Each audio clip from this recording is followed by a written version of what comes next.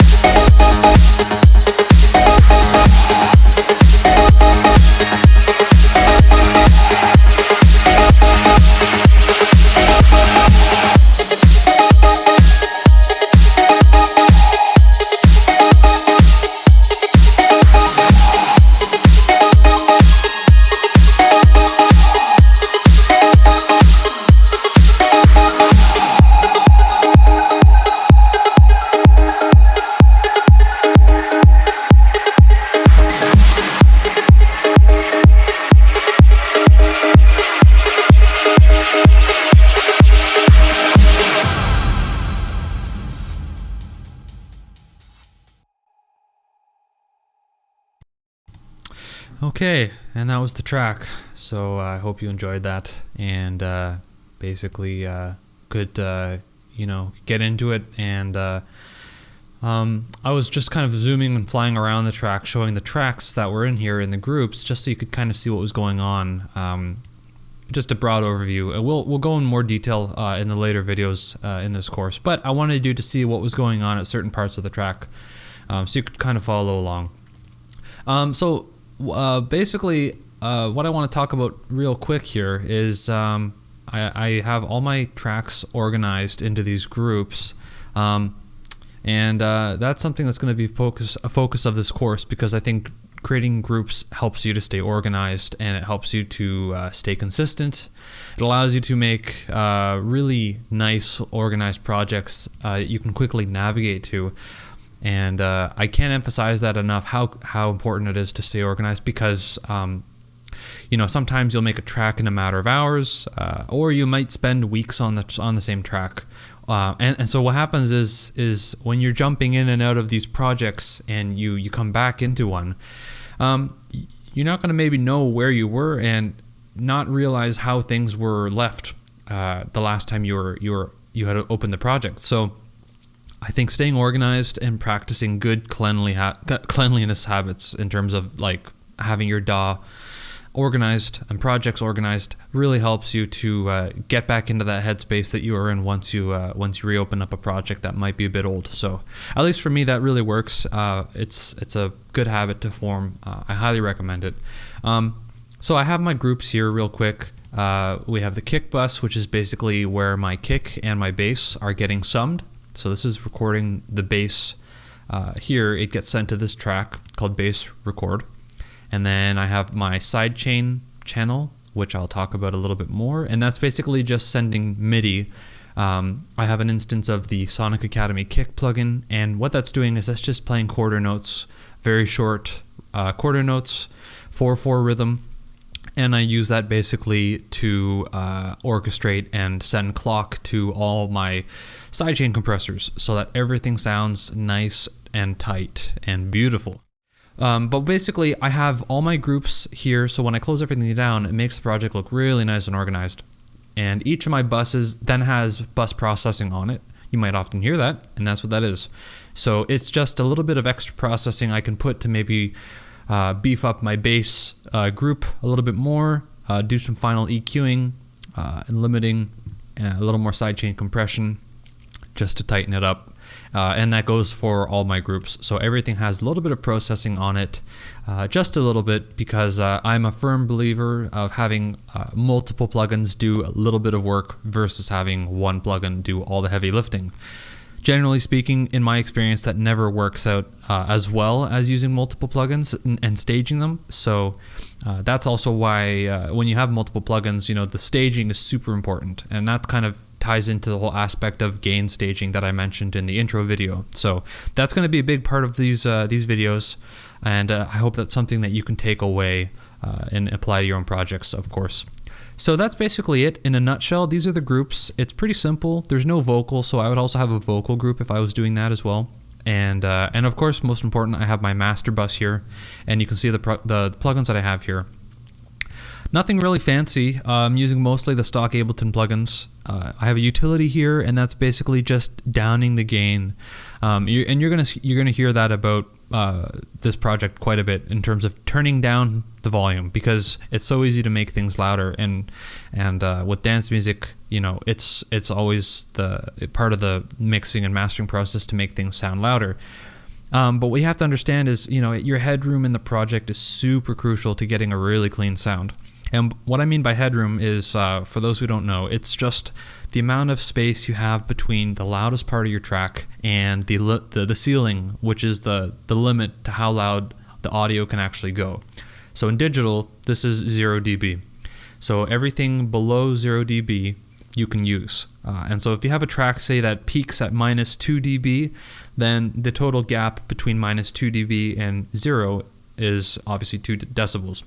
So you'd have 2 dB or 2 decibels of headroom. So that's basically what your headroom would be. So I try and always create headroom and space in my projects as much as possible.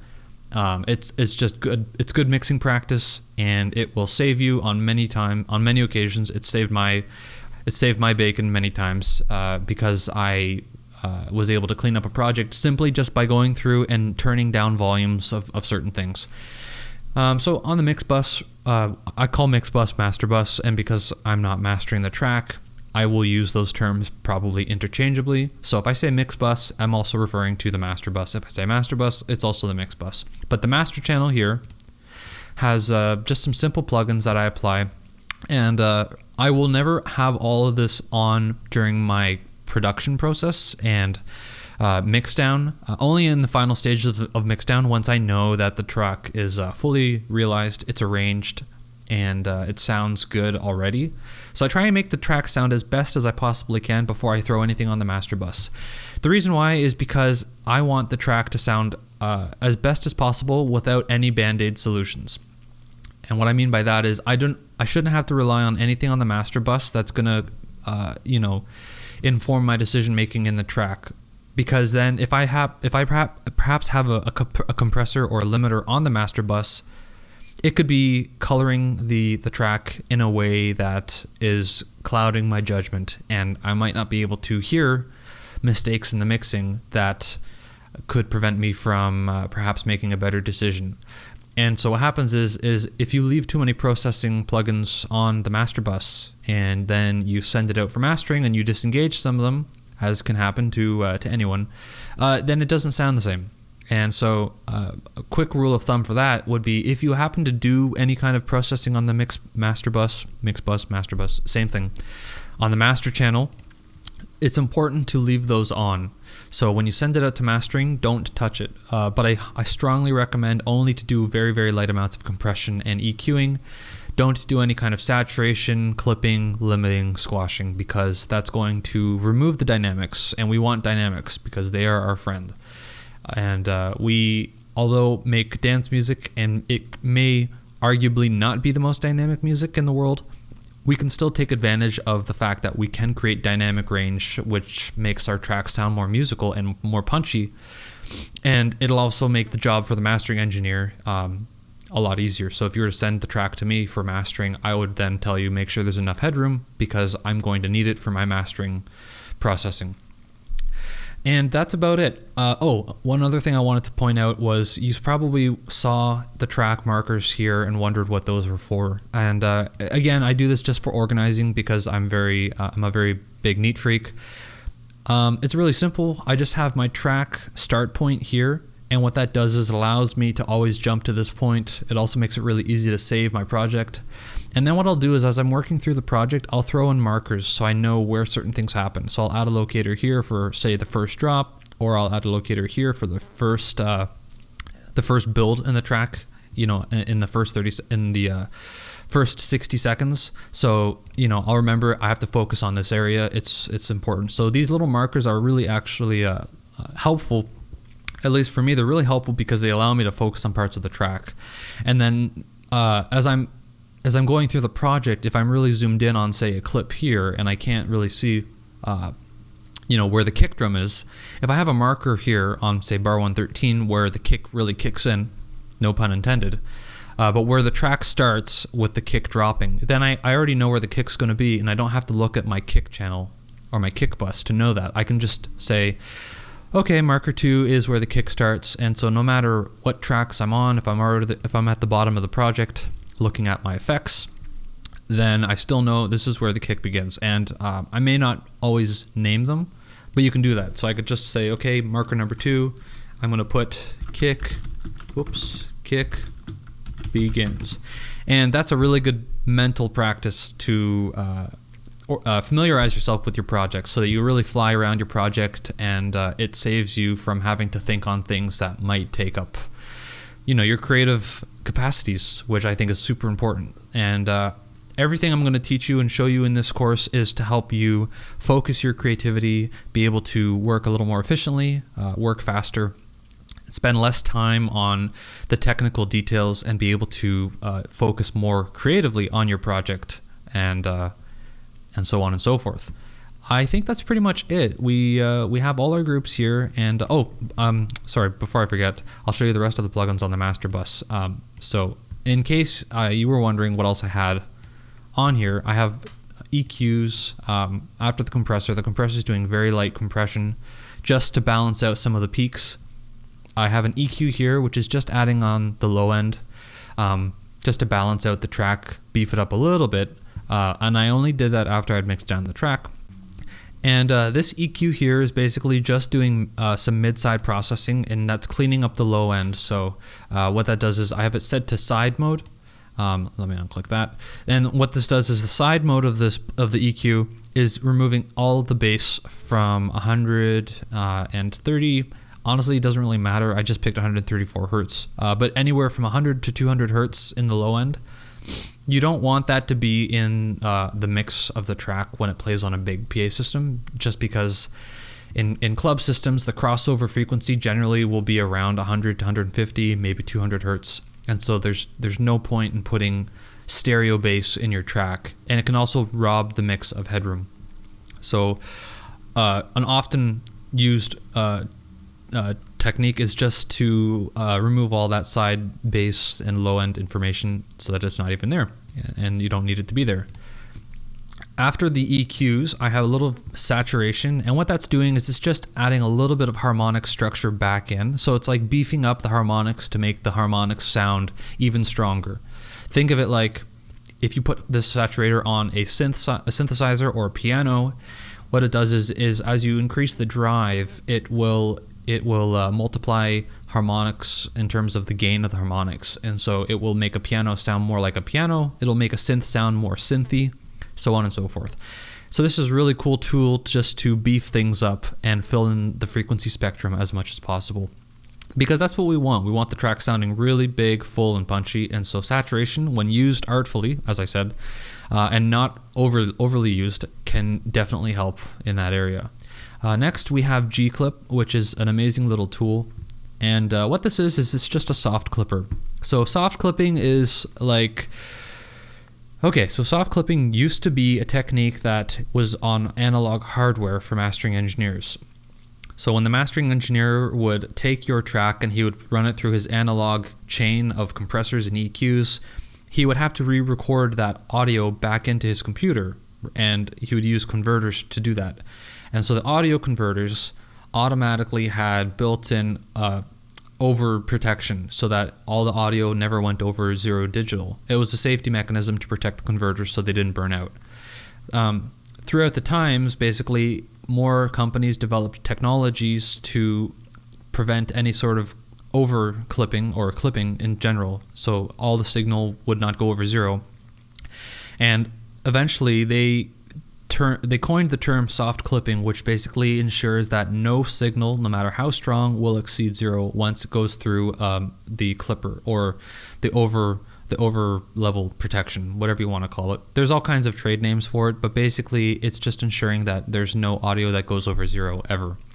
And what that did is it ensured that the audio going back into the DAW being recorded after it went through all that analog processing was didn't exceed zero. The cool thing about that was they noticed that if they drove the signal in a little stronger than zero, like as you can see here, my gain is at 2.5 dB. What happened is there is a phenomenon where the clipper would soften all the peaks at the top. It would shave a little bit off the top of all the peaks of the audio incoming to the DAW, and they noticed that it added a little bit of harmonic distortion. Call it saturation if you will, and it actually sounded really good. And what they then realized was they could get it a little bit louder by doing this without actually damaging or making the program material going in sound less or sound worse. It actually sounded a little more punchy, and they got a little bit louder. And as you know, this is all part of the loudness war, and unfortunately, it does remove dynamics, but we're in the business to try and make things sound good and punchy. So unfortunately, this is the kind of game you want to win at.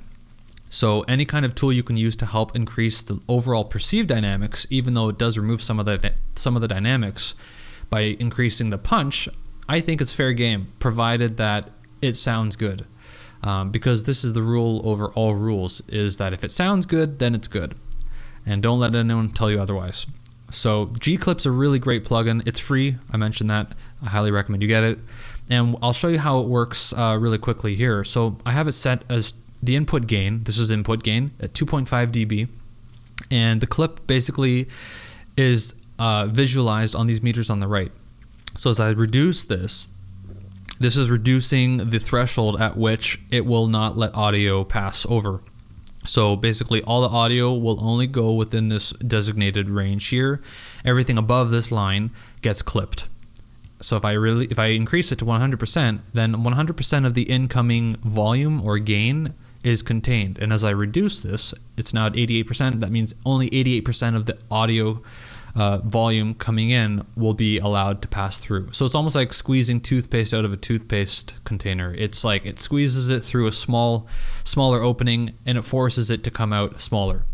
And in terms of audio, this can actually sound quite nice. But again, we don't want to do this too much. We want to just do it very, very so slightly so that we get just the benefits without any of the problems often associated with this.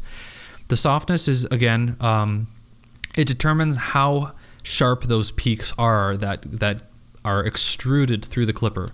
So if I left this at 0, what that does is all these peaks coming out would have very, very sharp transients. And sometimes on given program material, it can sound very good on, say, really percussive stuff.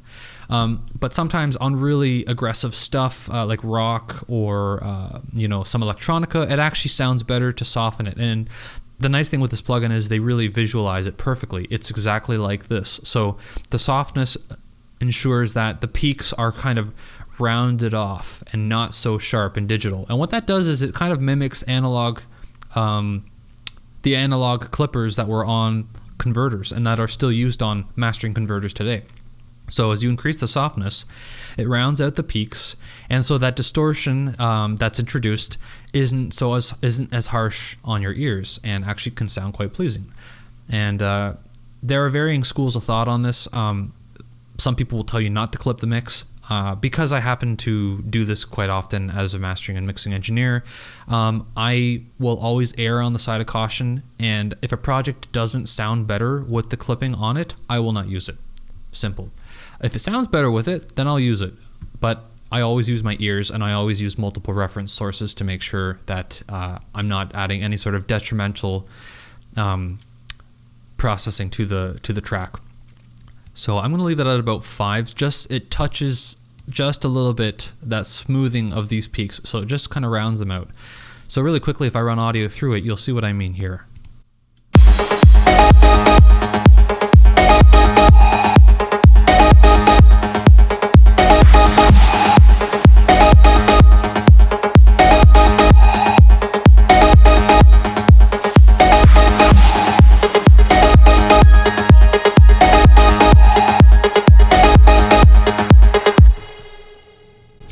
So that's basically it. So as you can see, it sort of removes all these little peaks. It just cuts the tops off.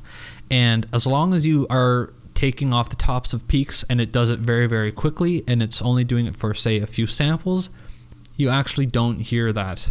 So it's it's almost an inaudible distortion, but it's there. So again, I can't emphasize enough that do this conservatively. Again, I have a little bit of another controversial plugin called Sausage Fattener. Some people love it, some people don't. I, again, use it sometimes. In this case, I have it very, very, very conservatively at 3%. So what that does is it's only engaging this at 3% of its total processing. And what that does is it's just adding a little bit of compression. It's adding a little bit of squashing, but ever so slightly. The good thing is that I was very mindful of my headroom going into the Sausage Fattener. And so the trick with using Sausage Fattener is make sure you have enough dynamic range going into it, because what it does is it essentially turns your audio into a nice sausage. And if you have a sausage going in, it basically will just distort it, and it doesn't sound good at all. So again, I only use this sometimes if it sounds good, and in this case it sounded actually quite nice. And so that's basically it. That's the master bus. We have our mix groups, and it's pretty self-explanatory. And in the next video, we will talk about the track outline in terms of all the files that will be provided with this, along with the plugins needed that I didn't already show here.